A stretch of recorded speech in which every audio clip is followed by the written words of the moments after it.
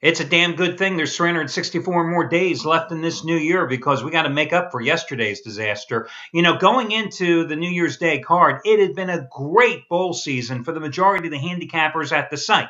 And it's true, one day does not ruin 2.5 weeks of productivity and profitability. But listen, guys, if you expected to see me turning a frown upside down and making yesterday look positive, well, clearly you haven't been watching my video reports over the past 4 years because I don't play those games. I mean, yesterday, yes, it started off on a positive fashion when Craig Davis cashed in with his biggest bowl release of the season, scoring with a big 75-dime winner on North Texas, easily over UNLV thanks to a second-half outburst. And, of course, Shawn Michaels, the guy I talk about every single day, he delivered once more with a big 100-dime play. South Carolina, the outright winner, the 2-point dog, winning by 10 against Wisconsin. And for Shawn Michaels, it was winning day number 76 out of 112 with his 100-dime winner. Now 13-3 with college football 100-dime plays this season in terms of side selections that ran his profit for $10 bettors over the past 7.5 months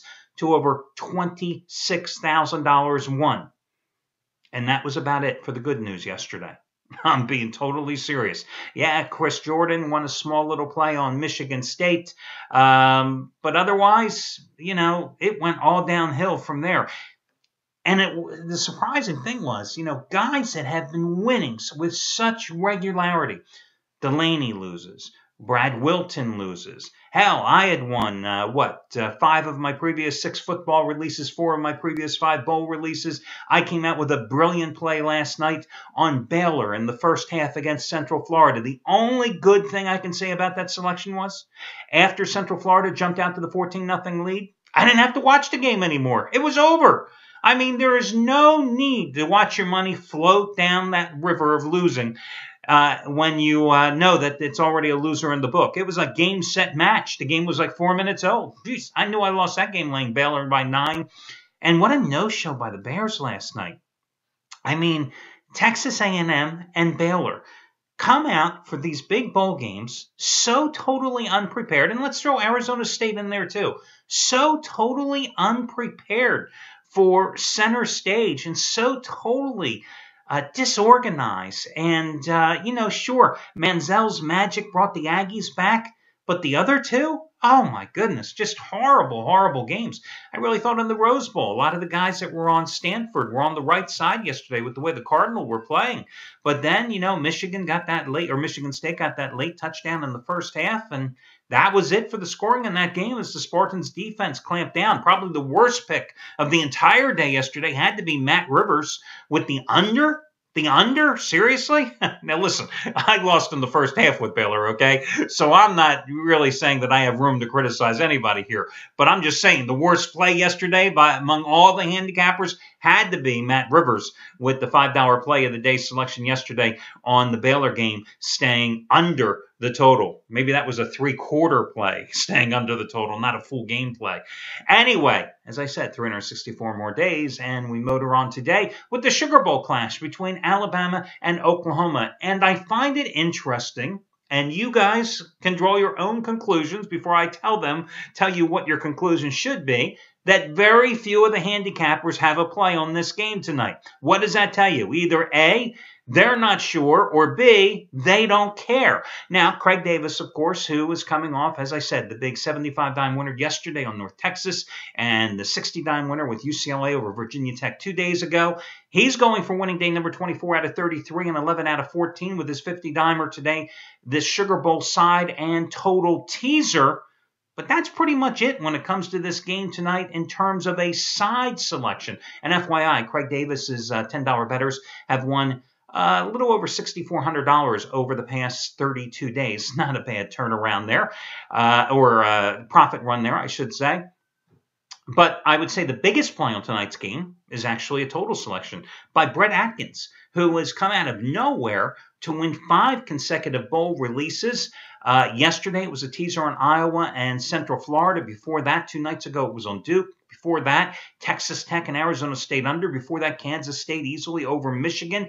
Today, his 100-dime bowl total of the year, your Alabama, Oklahoma, over under, his 6th consecutive bowl winner. And guys, you can save $90 off the purchase of that play simply by using coupon code BRETT90. BRETT90. Now, Anthony Red has a big play today. It's going to be his 80 dime winner, number 5 in a row, going for a Red today. And his most recent 80 dime selections, well, Duke against Texas A&M and Oregon State. Remember last week over, who was it? Boise. In one of those bowl games. He's got a big play going here tonight on this particular contest. I'm not in the bowls, excuse me, but it's actually in basketball. Yes, 80 dime winner, number, as I said, 5 in a row. It's on Illinois, Chicago, and Valpo. And I thought this is a great play to use as the $5 play of the day, and that's what I did. You can get it for $5 simply by using coupon code RED. Now remember, that's his last name, R-E-D-D, RED. Is going to get that play for you as the $5 play of the day. And finally, charity play of the week. I'm going to turn to me again. Charity play of the week, looking for winner number 25 out of 38. I have used myself 11 times as the charity play of the week selection over the past 5 months, or 3 months, I'm sorry. And in that stretch, I've hit 8 of those 11 plays now. Truth in Advertising. Last Thursday, I elected to use myself as a charity play of the week. Gave you the Portland Trailblazers -4 against the LA Clippers. They're up 11 with a couple minutes to go in the damn game.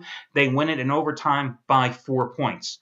Problem is, the line, of course, moved up a half point about an hour after I released the play. So some of you pushed, but I think the bulk of you lost that game.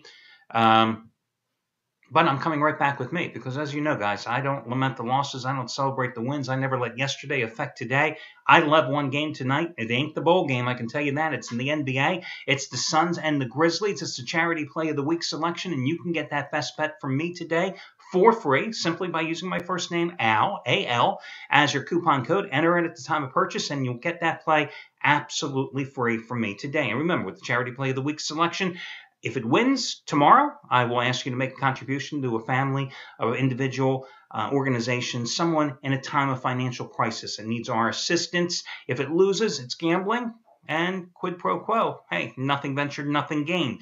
Bottom line is, together, you and I, over the past 2 years, we've created a community of caregivers that has easily raised well over $300,000 for people in time of need. And over that near 2-year stretch, I've given away over $4 million worth of plays here at the site. So let's go for it and see if I can win this one tonight. Let's talk about these games tonight. First of all, the Alabama-Oklahoma contest. You know, geez, you want to lay 17 points with Alabama. Well, here, I can give you one reason perhaps you might want to think about it. Oklahoma comes in this contest with some gaudy defensive numbers. I mean, the stop unit of the Sooners giving up just 336 yards a game and 21.3 points a game. But remember, that's averaged over the entire season.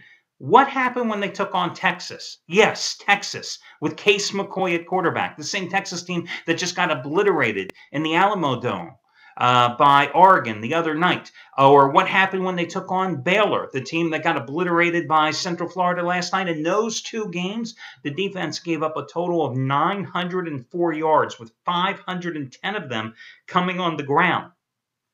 Well, listen, is Alabama's offense as proficient as Baylor's? No. Is Alabama's offense better than Texas? Yes. Does Alabama have a better defense than both of those teams? Yes, but you got to worry about the hangover effect here. Listen, Oklahoma comes into this game sky high after that stunning comeback win in the final seconds against Oklahoma State, right in the Battle of Bedlam. But Alabama, I mean, their last game, who was that against? Auburn? What happened in that game? Oh, yeah, you remember that little missed kickoff return or a missed field goal try that was returned 109 yards for the death stake through Nick Saban's heart. Did the Tide care about this game? I mean, what are they playing for? Number 2 in the country? I mean, do the Tide, do they get up for this game? Did Arizona State get up for its big game against Texas Tech the other night after losing the Pac-12 championship at home against Stanford? No. I mean, how about Baylor? Did they get up last night? Did Texas A&M show up to cover a 17-point spread against Duke the other night? Motivation. That's the biggest thing you've got to factor in here when it comes to these bowl games. I mean, I guess if you put me in a corner and force me to pick a side, I'd probably take Oklahoma in this contest because I just question Alabama's motivation in the game. Would I bet on it? Absolutely not. But here's a game I came close to betting on tonight. The Suns Grizzlies, my best bet tonight, which is the charity play of the week. The play that was number 2 on my betting board was Arizona State at home laying the 10 points against Washington. Now, this game overnight was 12. Dropped down to 10 earlier this morning. Now, Washington comes into this game with 2 big wins in a row. They beat Hartford and Mississippi Valley State. So naturally, you realize I'm being sarcastic when I say 2 big wins in a row, okay? Their last big game, they lost to UConn by 12. They've also lost to San Diego State by 7. They got crushed by Indiana earlier this year by 18 points. They lost to Boston College by 11 points. Arizona State's coming off a win against Cal Irvine to finish up an 11-game non-conference schedule, which they did pretty well in. And they took on the Anteaters and beat them by 13 points. Prior to that, a game which I had them in fact, they beat Texas Tech by 14 points. I think that was a charity play of the week I may have used 2 weeks ago, in fact. Arizona State over Texas Tech, if memory serves me correct. They're undefeated at home so far this year. They've got depth. They go 7 strong, which, okay, it's not exceptional depth, but I think against a team like Washington, it's not bad because, listen, the Huskies are giving up. Their defense, they're giving up so many points this season because they don't play any defense. Opponents are shooting 49.6% against them this season. How does that rank? Well, let me tell you something, guys. Division 1A college basketball teams, there's 345 teams. Washington, with that particular statistic, they're ranked 335. Only 10 teams in the country do worse defensively against somebody than Washington does. So, an Arizona State team that, as I've mentioned before, when using them in games this season, they, Herb Sendek is their coach. They got a very good point guard, and Jahil Carson is averaging 19.6 points a game. Could be averaging 25 points a game if he was just a little more selfish. They believe that you got to cross half court in 3 seconds. You put up a good shot in 15 seconds. It's the reason they're averaging 80 points a game this season. They practice with the NBA 24-second clock. They want to use a up-tempo game. They're a very good free throw shooting team, not a great rebounding team. But I think this is a good spot in their Pac-12 opener in Tempe tonight to go against Washington and back Arizona State. The other play also in the Pac-12 tonight, Oregon is up to a 4-point favorite at Utah. Utah comes into this game with just 1 loss on the season. Came against Boise State on the road, catching 10 points, and they lost that one by 2. But here's the problem. Who the hell has Utah played? I mean, Utah hasn't played anybody. They've beaten the likes of Evergreen State. And to be honest with you, I don't know where Evergreen State is. I didn't know Evergreen State University had a basketball team, and I sure as hell don't know what their nickname is. They beat Grand Canyon.